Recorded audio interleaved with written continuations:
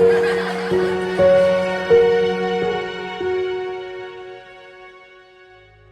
guys, welcome back to our channel. Eric here. For those that are new to the channel, thanks for stopping by. Before you leave, make sure that you subscribe, like today's video, and make sure to comment and click the notification bell to be notified of when we drop new videos, which is every single week. We are back at it after a short, break, but we're back at well, we're back in the garden for one, but we're also back to making videos for you guys to share what's going on in the garden and to share more of our knowledge so that you can create a better garden for you and your family. For those that have already been a subscriber, thanks for joining the family. In today's video, we will be discussing the difference between indeterminate tomatoes and determinate tomatoes.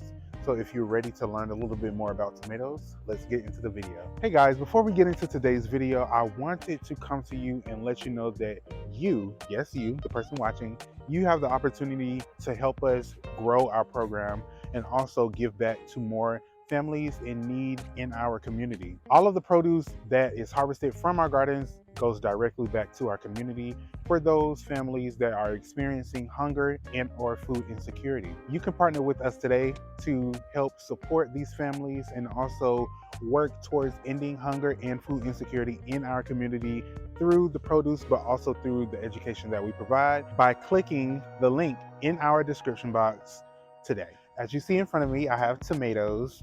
We have these small little guys here, and then we have these gigantic, large, beautiful looking tomatoes right here to my left, your right. So with tomatoes, we have two different groups. We have indeterminate and determinate. So you may be asking yourself, what is an indeterminate or determinate tomato? Well, I'm happy you asked because I can tell you.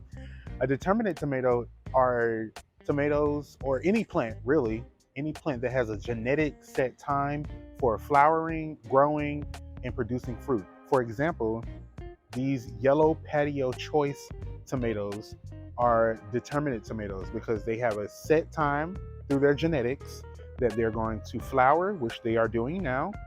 But soon, once they have produced all of their flowers, they will set that fruit. And then once all of that fruit is harvested, once it ripens, that's the end of its life. There will be no more fruit to harvest from these tomatoes. On the other hand, indeterminate tomatoes, they do not have a genetic set time for which they will grow. They can continue to grow and grow and grow. They can continue to produce flowers, continue to produce more fruit for you to eat until the first frost, which normally comes like in our area in Georgia, roughly around November, late November, sometimes early December. But that first frost will, if it doesn't kill them, it will set them back. So you can continuously harvest from indeterminate plants like these red cherry tomatoes that we have here. Most of the tomatoes in the garden right now are indeterminate tomatoes. The only determinate tomato variety that we have right now in the garden are the yellow patio choice tomatoes. Some of the examples of indeterminate tomatoes that we have right now in the garden include red cherry and black cherry tomatoes. And some of the examples of determinate tomatoes in the garden right now, like we said, are the yellow patio choice tomato, which is right here on the screen.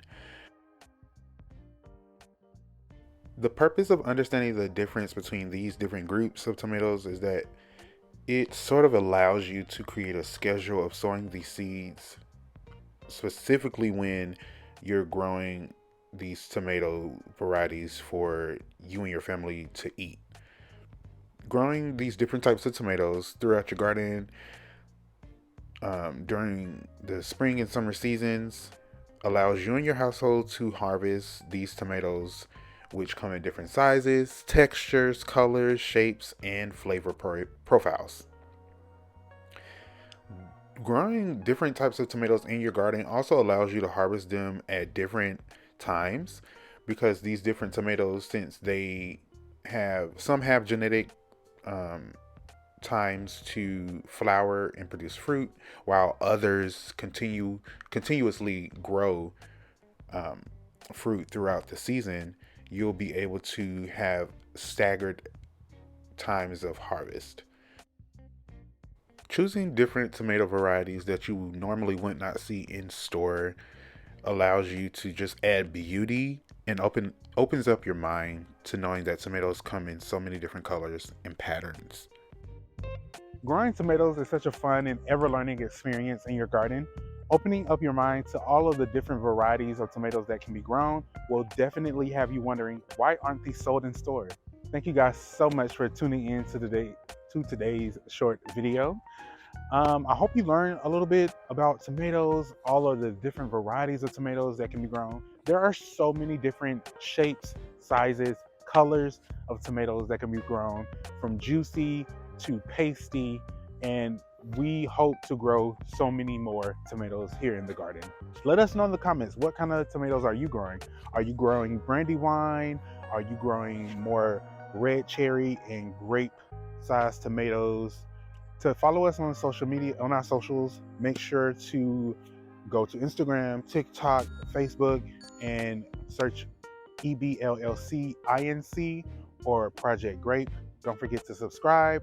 Thank you guys so much, and we hope to see you in the next video. Until next time, see you guys later in the garden. Bye.